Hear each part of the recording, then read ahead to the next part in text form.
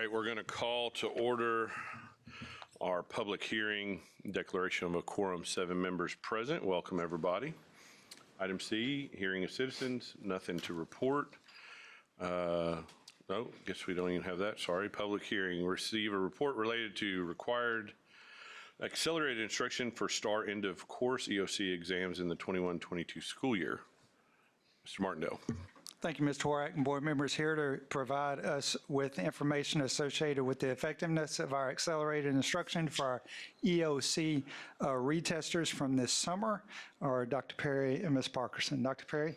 Thank you, Mr. Martindale. Mr. Horak, members of the board, as described prior to beginning, we'll be jointly sharing information for this public hearing this evening, and wanted to just begin by speaking briefly to these requirements, because this is a report that we annually provide publicly under Texas state law when a student does not meet mastery or the passing standard on STAR exams or end of course exams. They must receive accelerated instruction. This report specifically speaks to performance of students who did not perform satisfactorily on end-of-course exams.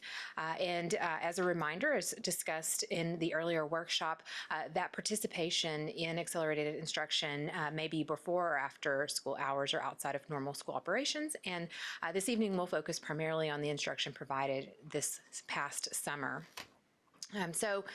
As described by the Education Code, we are reporting on the effectiveness of those programs, and so we'll speak less to the details of what was provided and more to the effectiveness and those results in this hearing. Last month, during the workshop meeting of the board, we shared a comprehensive report of our STAR end of course as well as 3 through 8 results. And so this evening I'll just briefly summarize specific to those end of course exams. You can see the 5 exams listed across the bottom: Algebra 1, Biology, English 1 and 2, and U.S. History. In blue, you will see the state performance at the passing standard level relative to the College Station ISD performance in, excuse me, the red. You'll notice right away our students exceeded those state rates across the board, and in some areas significantly. And so already we do have fewer students than the state average to provide that accelerated instruction for. All right, we provided more lengthy information regarding the program itself, but just a broad overview of our high school accelerated instruction program from this last summer.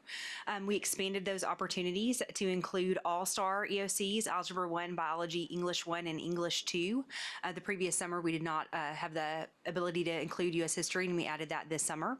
And we really had a focused 2-week summer program with varied targeted intervention prior to that June retesting opportunity, which was actually the 3rd week of June this year, that week of June 20th. So when we look at the raw numbers, the purpose of this chart is to show you the number of students who did not meet standard and who are eligible, and not only eligible, but need to participate in accelerated instruction opportunities across the district.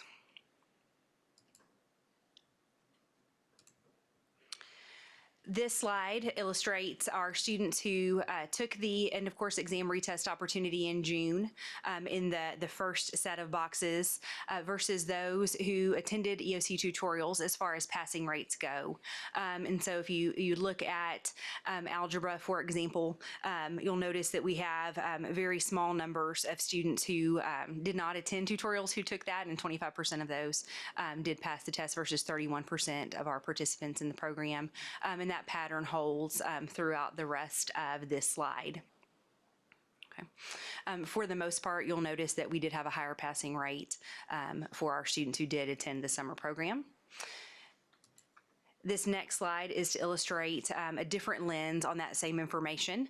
While not all students pass on their retest opportunity, we also wanted to take a look at their growth between their spring 2020 test and their summer retest opportunity. And so once again, the numbers in each sample group vary widely throughout, but we wanted to point out that for the most part, our students are showing great growth in the programs, especially whenever you look at this English 1 cohort. It was a really positive experience there, as illustrated But summer retests look a little bit different than the results that Dr. Perry shared when you look at holistically spring on the whole. And so we wanted to offer you another lens. This is just looking at the June retest, comparing the state percentage of retesters who passed the test versus CSISD. And when you look at those 2 points of comparison, you'll note that we are very much aligned and even above the state standard in most areas, especially in English language arts, when you look at those different comparison rates. And Algebra 1 is our only area where we were slightly below the state. And I'd like to also point out that this is the tested subject where many of our students meet this requirement in 8th grade.